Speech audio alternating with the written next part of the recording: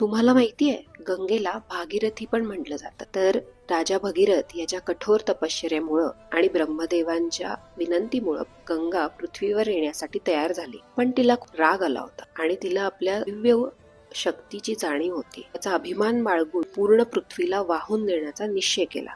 आपली प्रचंड शक्ती प्रकट करून तिनं हे ठरवलं होतं. ही आपत्ती टाळण्यासाठी भगीरथानं परमेश्वर शिवांकडे प्रार्थना केली. भगवान शिवांनी आपल्या करुण भावनेने गंगेला आपल्या दाट जटांमध्ये पकडून तिचा क्रोध, तिचा राग शांत केला. गंगा शिवांच्या दिव्य जटांमध्ये अडकलेली होती. ती धडपडत होती आणि तिला मुक्तपणे वाहता येत नव्हतं. भगीरथांनी पुन्हा एकदा विनवणी केली. त्यानंतर भगवान शिवांनी गंगेला हळूवार प्रवाहामध्ये पृथ्वीवर सोडून दिलं आणि तिच्या पवित्र जलाला पृथ्वीचा विनाश न करता पृथ्वीला शुद्ध करण्याची संधी दिली. अशा प्रकारे हळूहळू वाहता वाहता गंगा भगीरथाच्या रथाच्या मागं गेली आणि शेवटी राजा सागरांचे जे 60,000 पुत्र होते त्यांच्या अस्थींपर्यंत पोहोचून त्यांना मुक्ती आणि शांती प्रदान केली.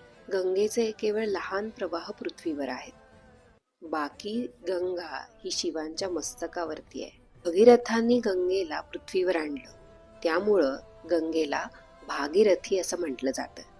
तर अशी ही गंगा नदी जी स्वर्गात आहे, पृथ्वीवर आहे आणि पाताळामध्ये पण आहे.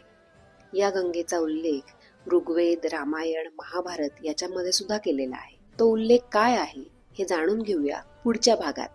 धन्यवाद.